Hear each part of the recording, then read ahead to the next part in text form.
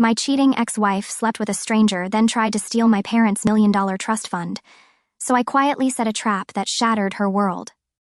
I have to say, I didn't see this coming at first. Well, maybe I should have, but when you're in it, you miss the red flags, you know what I mean? Anyway, before I get to the messy part, let me start from the beginning because this whole thing is a wild ride. I wasn't always this dumb with relationships. My first wife, Karen, passed away in a car accident about 10 years ago. That was rough.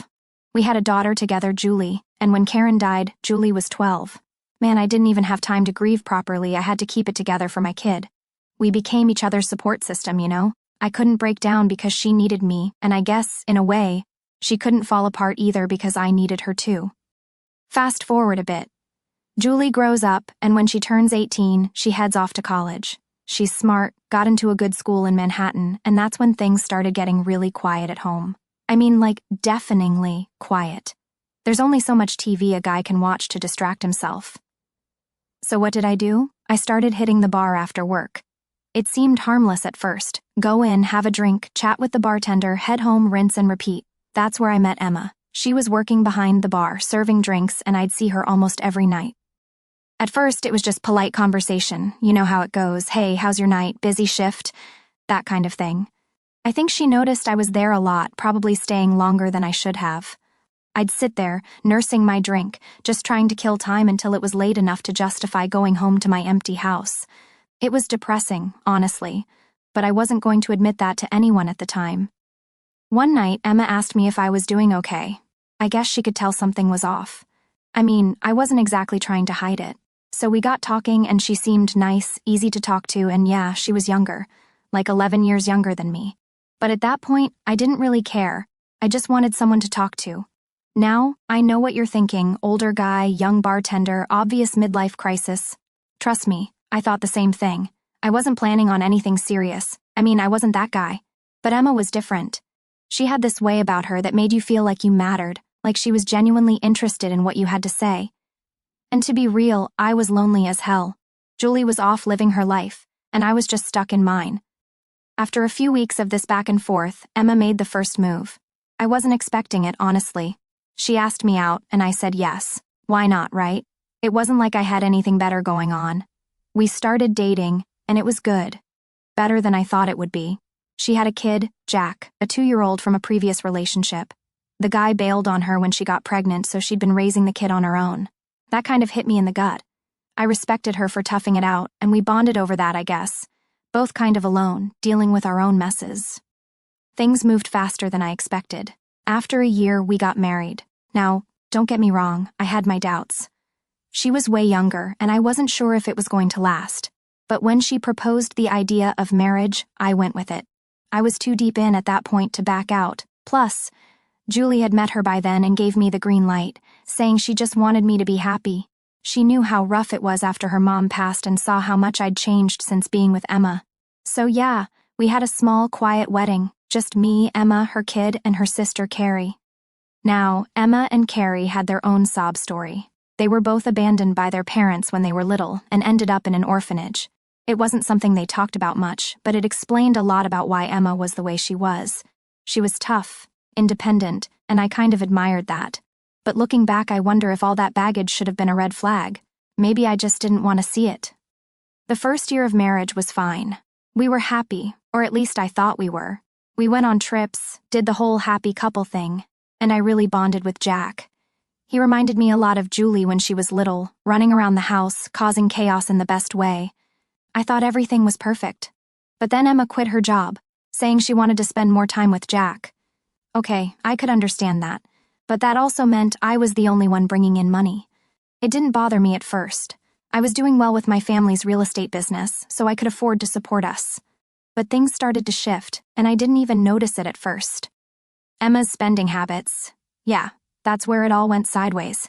At first, it was little things. New clothes for Jack, some stuff for the house, whatever. But then it got bigger. She started buying expensive designer clothes, fancy jewelry, booking spa days, and I just kept paying for it. It was almost like I didn't want to rock the boat, like I didn't want to admit that something felt off. I just wanted to keep her happy. You know? Then Julie came home for Christmas and saw what was happening. She's always been sharp, smarter than me in a lot of ways. She pulled me aside and told me I needed to watch out, said I was spending way too much on Emma, and it wasn't normal. At first, I brushed it off. I told her she was overreacting, but deep down, I knew she was right. Emma wasn't like my first wife, Karen. Karen never cared about material stuff, but Emma, she lived for it. That conversation with Julie was the wake-up call I needed. I started keeping track of what I was spending, and man, it was bad. Emma wasn't just asking for things, she was expecting them, like it was her right. And the more I thought about it, the more it bugged me. I was being played, and I didn't even see it. I started pulling back a bit, told Emma we needed to cut back on the spending, and that's when things really went downhill. She got defensive, saying I was being cheap, that I didn't appreciate her. Then she started accusing me of letting Julie turn me against her. It was like everything I did wasn't enough anymore. She wanted more money, more stuff, more everything. Looking back, I don't know why I didn't see the signs sooner. I guess I just didn't want to believe that someone I cared about could be so selfish. But once you start noticing things, it's hard to unsee them. And trust me, things were about to get a whole lot worse. After I told Emma we needed to cut back on the spending, things just kept getting worse, way worse than I expected. You'd think after having a serious talk about finances, she'd at least try to be more responsible, right? Nope, she did the exact opposite. It's like telling her no just flipped some kind of switch in her head. Now, before I dive into this, I have to say I didn't grow up rich or anything. Yeah, my family's real estate business is doing well, but I wasn't raised to just throw money around. My dad was big on teaching me the value of $1, but with Emma, it felt like she saw me as an endless ATM. She didn't even try to hide it after that conversation. The moment I said we needed to cut back, she started acting entitled, like she deserved everything I could give her and more. One of the first big red flags happened when I cut back on the joint account. I didn't stop putting money in, I just reduced it a bit, still enough to cover the basics and give her some spending money. But apparently, that wasn't good enough for her. She came at me like I'd insulted her entire existence.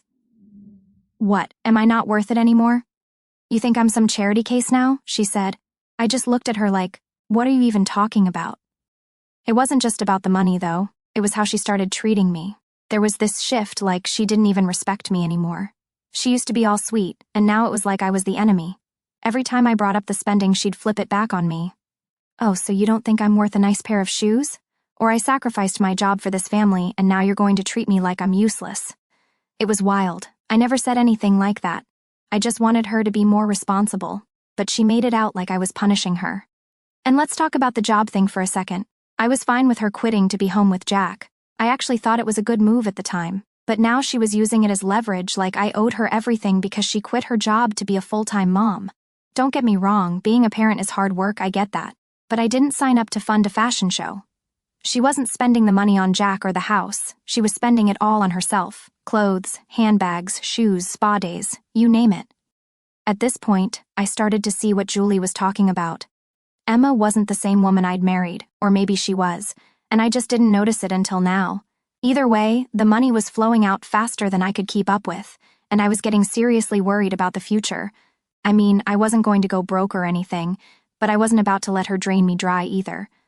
Then came the parties. Oh yeah, Emma loved to party.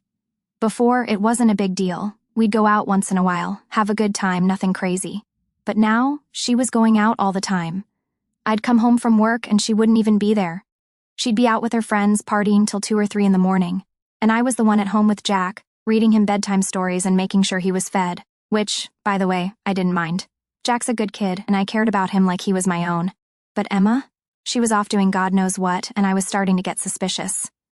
I tried talking to her about it, about how she was barely home, how she wasn't being responsible. I was getting fed up with being the only adult in the house. But whenever I brought it up, she'd flip the script again, accusing me of trying to control her.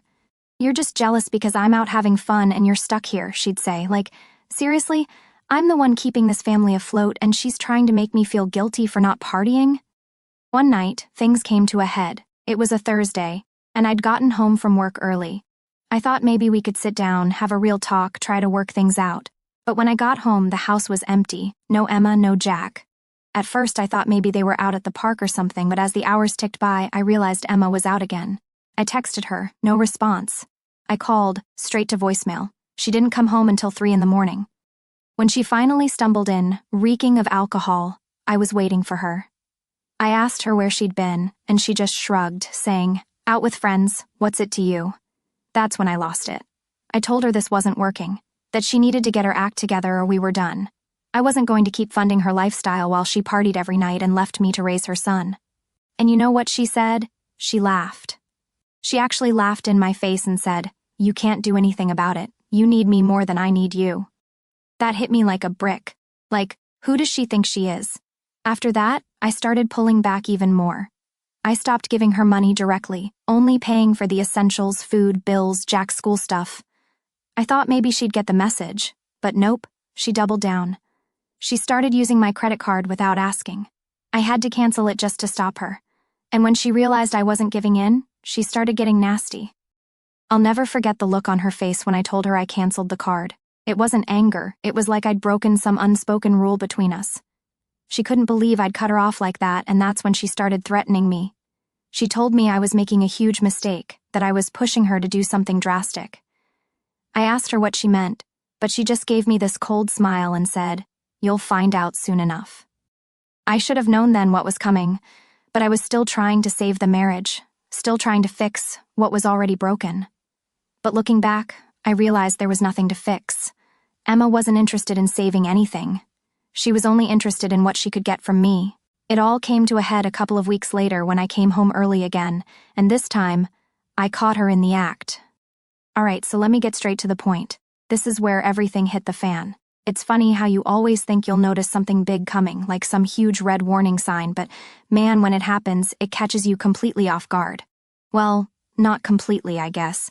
I knew deep down that something was going to happen with Emma, but I didn't think it'd go this far. So here's what went down. I'd been noticing for a while that Emma was getting more distant, not just emotionally, but physically. She was gone more and more, and even when she was around, it was like I didn't exist. I started to get suspicious, but I kept telling myself not to jump to conclusions.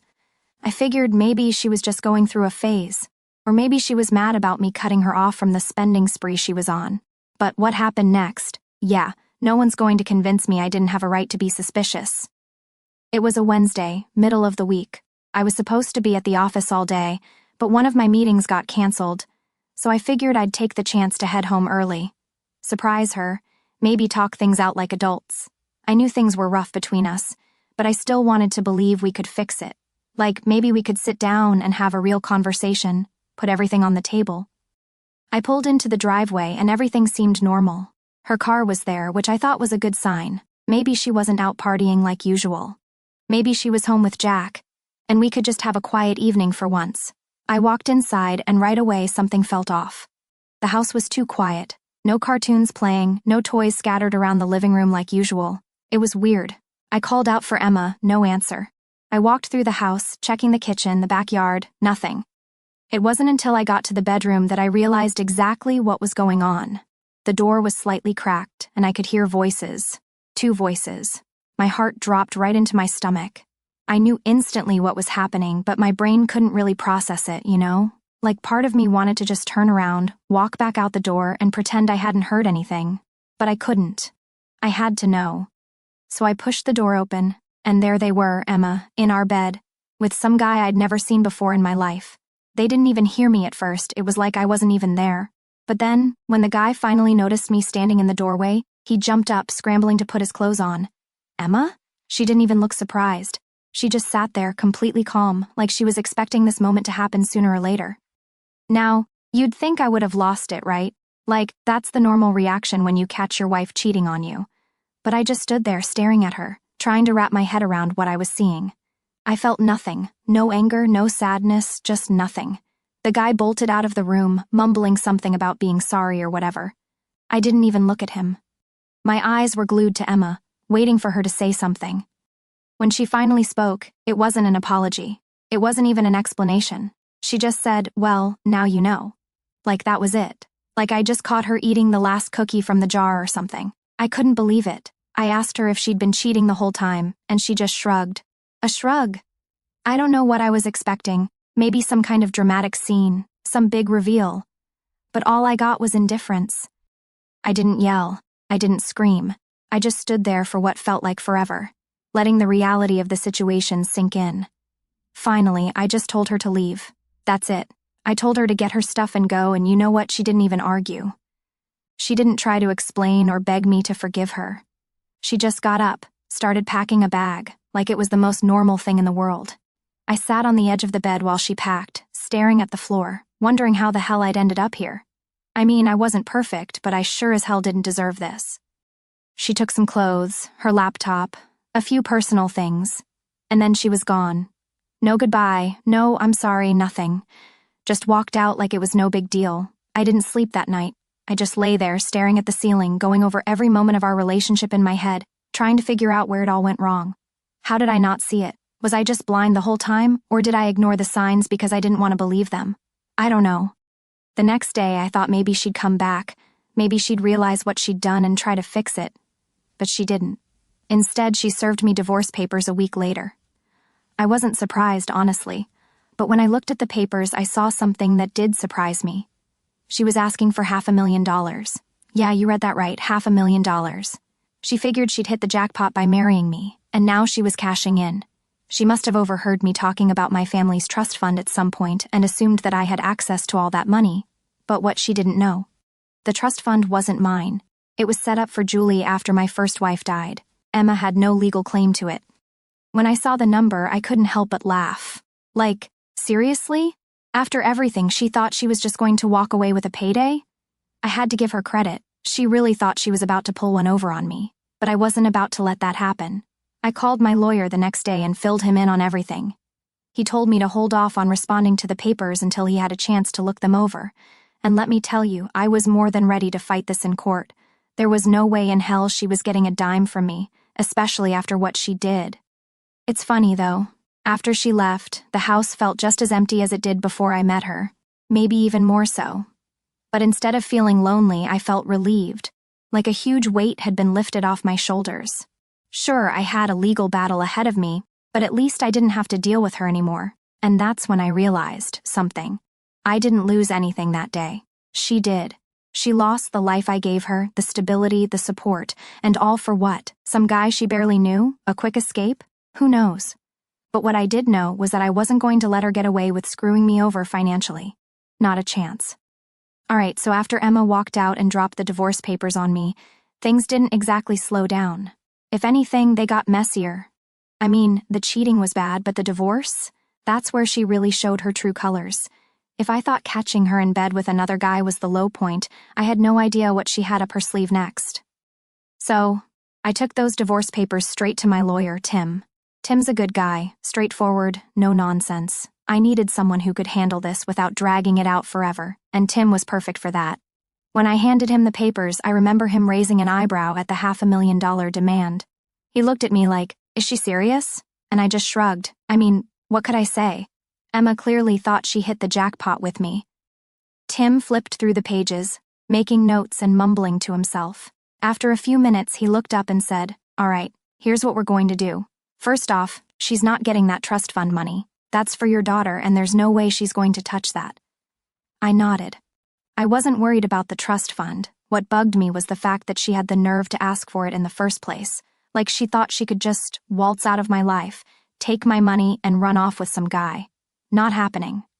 Tim kept reading through the papers, and that's when he found the kicker. Sorry for using that word, but it fits. Not only was Emma asking for the money, but she also wanted the house.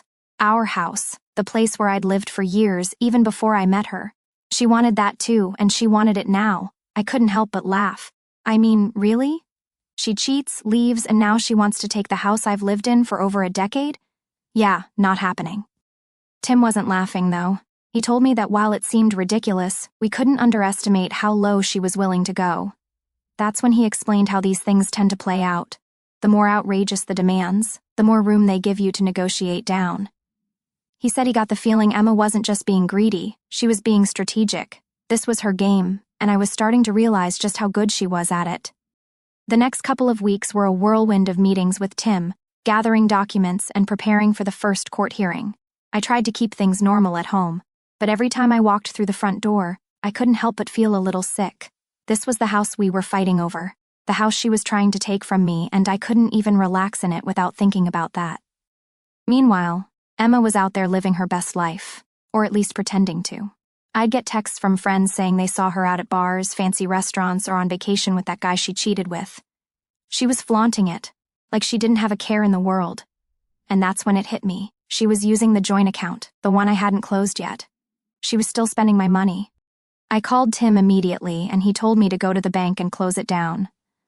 So I did, and man, I wish I could have seen her face when she realized the well had dried up. That's when the real fun started. A couple of days later, I got a flurry of texts from Emma. First, they were calm, asking why there wasn't any money in the account, saying she needed it for Jack's school or some other excuse. I ignored them. Then the messages got angrier. She accused me of being petty, of trying to ruin her life, saying I was punishing her for leaving. Like, no, I'm just done funding your little vacations with your new boyfriend. She tried calling, too, leaving me these long, rambling voicemails about how I was forcing her hand and that I didn't want to see what she was capable of. It was all so dramatic, but at this point, I wasn't fazed. I saved all the messages, though. Tim said they might come in handy later. Now, here's where it gets really good. The first court hearing was coming up, and I was ready.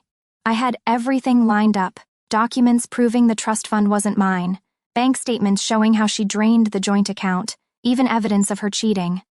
Tim had it all sorted. But Emma? She showed up to court like she was walking the runway.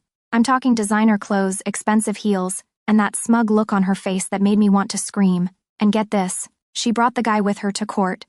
I didn't react. I knew better than to give her what she wanted, which was probably some big scene. Instead, I just sat there, letting Tim do his thing. As soon as the proceedings started, her lawyer jumped right into the demands. $500,000, the house, and, oh yeah, spousal support. She wanted me to pay her monthly because, according to her, she'd given up her job for the good of the family and now couldn't support herself. The nerve of this woman. But Tim was ready. He shot down the trust fund demand immediately, explaining to the judge that it wasn't even in my name and that Emma had no legal claim to it.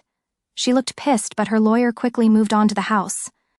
That's when Tim dropped bombshell. Sorry, used it again. The house wasn't fully mine either. It was part of the business, trust my parents had set up years ago, and Emma had no claim to that either. She didn't know any of this. I watched her face go from smug to pale in about 2 seconds flat. Then came the real kicker. Last time, I swear. Tim brought up all the evidence of her cheating, the texts, the bank records showing how she'd been using the joint account to fund her new lifestyle, and even photos of her and the boyfriend on their little vacations. The judge wasn't impressed.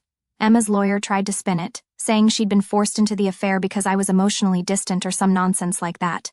But the evidence was too strong. It was clear as day what had happened. By the time the hearing was over, Emma looked like she'd been hit by a truck. The judge ruled in my favor on pretty much everything. No $500,000, no house, no spousal support. She was walking away with nothing. And let me tell you, it was the best feeling in the world. Now it's not over yet. We've still got a couple more hearings to finalize everything, but at this point, I'm not worried. I've got Tim in my corner, and Emma's lost her upper hand. She thought she could play me, but in the end, it looks like she played herself. But hey, there's still more to come. I'll keep you guys posted. After the court hearing where Emma got slapped with reality, you'd think she'd back off, right? Like, surely she'd realize that she wasn't going to win and just take the loss gracefully. But nah, that's not how Emma operates. She doubled down, trying to pull one last stunt before the final nail in the coffin. After that first court hearing, I thought things were finally wrapping up. Tim did his thing, shot down all her demands, and I was feeling pretty good about how it all went down. Emma, on the other hand, was not taking it well. I hadn't heard from her since the hearing, which was fine by me. She was out of the house, out of my life, and I was just waiting for the final divorce settlement to come through. But then, about a week later, I got a knock on my door. It was Emma, and let me tell you, I was not ready for that. I hadn't seen her since court, and honestly, I didn't want to see her at all. She was standing there, looking all calm, like we were just going to have a casual chat. I could already tell this wasn't going to go well. "Can we talk?" she asked, all soft and sweet, like she hadn't tried to screw me over a week ago. I should have slammed the door in her face, but stupid me, I opened it and let her in. I thought maybe she was here to apologize, maybe she realized what she did was messed up and wanted to make things right. Spoiler alert, that's not what happened. We sat down in the living room, and she started with the usual, I've been thinking a lot about what happened, and I just want us to end this on good terms. I didn't say anything, just nodded, letting her talk. But then she hit me with it. The real reason she was here. I think we can work something out without dragging this through court, she said, giving me that same smug smile she had in the courtroom. Maybe if you just agree to give me the house and a little money, we can settle this quietly. Now, let me get this straight. She wanted me to give her the house? After everything? I couldn't believe what I was hearing. It was like she was still living in some fantasy where she had all the power. I just stared at her for a second, trying to figure out if she was being serious. Emma, I said, finally breaking the silence, you're not getting the house. We already went over this in court. She sighed like she was talking to a child who didn't understand basic math. I know, but this is different. We don't have to involve the lawyers anymore. We can just come to an agreement ourselves. That's when it clicked for me. She was desperate. She knew she wasn't getting anything from the court, so now she was trying to manipulate me into giving her what she wanted. But I wasn't falling for it. This time I was done being the nice guy. I'm not giving you anything, I told her flat out. You made your choices, and now you're going to have to deal with the consequences. Her whole demeanor changed in an instant. The sweet, calm act was gone, and she was back to being the same entitled, selfish person I'd seen over the past few months. You think you're better than me? She snapped. You wouldn't have anything if it weren't for me. I gave up everything for this marriage, and you're just going to leave me with nothing? That's when I really lost it. I stood up and pointed to the door. You gave up everything? You spent my money, trashed our marriage, and then tried to take me for $500,000. You've got some nerve coming here and acting like I owe you anything. She didn't move, just stood there glaring at me, like she was waiting for me to break and give her what she wanted. But I wasn't backing down. I was done being manipulated. Finally, after what felt like an eternity, she stormed out of the house, slamming the door behind her. I sat back down, feeling like I just dodged a bullet, but I knew that wasn't the last I'd hear from her. Sure enough, a couple of days later, I got a letter from her lawyer. Emma was trying to drag me back to court, this time demanding spousal support again, claiming she couldn't support herself because she gave up her career for our marriage. It was the same old story she'd been pushing from the start. But now she was really reaching. She even threw in some nonsense about emotional abuse, trying to paint me as the bad guy. But here's the thing. Tim was ready. He'd seen this kind of thing before, and he wasn't about to let her pull anything sneaky. We gathered all the evidence we had, the joint account records, the texts and voicemails where she was threatening me, even some photos she'd posted online of her partying it up with her new guy while still living off my money. By the time we got back to court, Emma didn't stand a chance. The judge wasn't having any of her excuses, especially when Tim laid out the full story. He brought up how she'd been living the high life while claiming she was struggling and how she'd tried to milk me for money even after she cheated and left. The judge ruled in my favor again. No spousal support, no house, no money. Emma was officially walking away with nothing, and this time it was for real. When the final ruling came through, I couldn't help but feel a little bad for Jack. He didn't ask for any of this, and he was just a kid caught in the middle. But I knew I couldn't keep supporting him forever. Emma was his mom, and she was going to have to figure things out for herself now. I wasn't going to be her safety net anymore. After everything was finalized, I took a few days off work to process it all. It was weird. This huge weight had been lifted off my shoulders, but at the same time I couldn't help but think about how close I came to losing everything. Emma thought she could walk all over me, but in the end she played herself. So yeah, that's where it all ended. I'm free now, and I'm never getting myself into a situation like that again. Marriage? No thanks. I'll stick to being single for a while, maybe forever. And if there's one thing I've learned, it's that you should always trust your gut. If something feels off, it probably is. And don't let anyone take advantage of you just because you want to believe the best in them. Sometimes people show you who they really are, and you've just got to believe them. Anyway, that's it for me. Time to move on and leave this mess in the past. Let me know how that works for you. If you need any more changes or ideas, feel free to ask.